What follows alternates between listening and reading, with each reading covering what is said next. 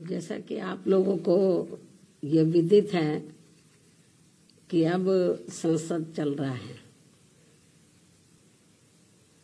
और संसद में विपक्ष देश व यहाँ के जनहित के मुद्दे न उठाकर अपने राजनीतिक स्वार्थ में संभल में हुई हिंसा की आड़ में खासकर सपा व कांग्रेस पार्टी यहाँ मुस्लिम वोट को रिझाने में लगी है।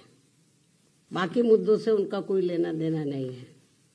इतना ही नहीं बल्कि ये पार्टियां मुस्लिम समाज को भी अर्थात तुर्क व नॉन तुर्क को भी वहां आपस में लड़ा रही हैं संभल में, जिससे मुस्लिम समाज को भी सतर्क रहना है।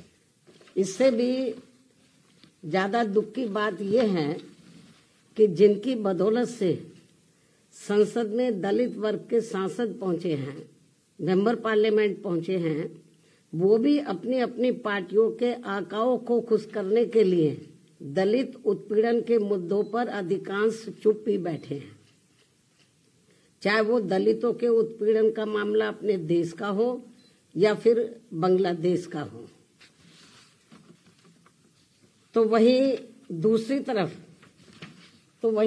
तरफ पड़ोसी देश बांग्लादेश में हिंदू जो बड़ी संख्या में जुर्म जाति के वहां शिकार हो रहे हैं, उसमें अधिकांश संख्या उन दलितों की है, उन वीकर सेक्शन के लोगों की है, कमजोर तबके के लोगों की है, खासकर दलितों की है, जिनकी भारत देश में बाहुलता होते हुए भी बंटवारे में जबरन उनको बाबा साहब डॉक्टर भीमराव अंबेडकर को संविधान सभा में चुनकर भेजने की सजा के तौर पर पाकिस्तान को दे दिया गया था।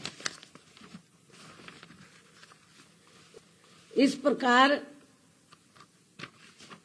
बाबा साहब डॉक्टर भीमराव अंबेडकर संविधान सभा में बंगाल के जिस जैसोर खुलना क्षेत्र से चुनकर आए, तो उसे हिंदू बाहुल्य क्षेत्र होने के बावजूद भी षड्यंत्र के तहत पहले पाकिस्तान के हवाले कर दिया, जो अब बांग्लादेश में है। वो क्षेत्र अब बांग्लादेश में है और जिस क्षेत्र को पहले पाकिस्तान के हवाले कर दिया था, जो अब बांग्लादेश में है, तो हिंदुओं में भी अधिकांश संख्या वहां वीकर सेक्शन की थी, जिससे फिर बाबा साहब डॉक्टर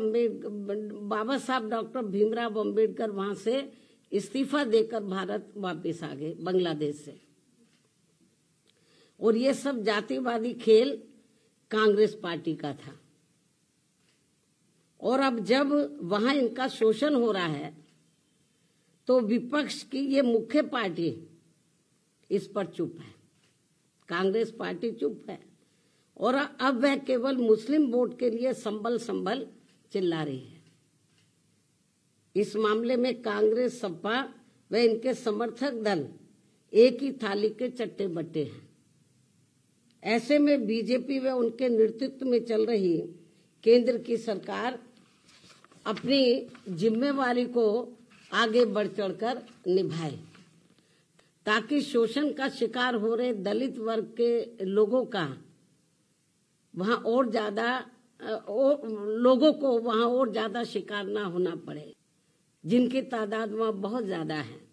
या फिर कांग्रेस की इस गलती का जो अब वहां दलितों को नुकसान उठाना पड़ रहा है, तो उन्हें वहां की सरकार से बातचीत करके भारत में वापस लाया जाए।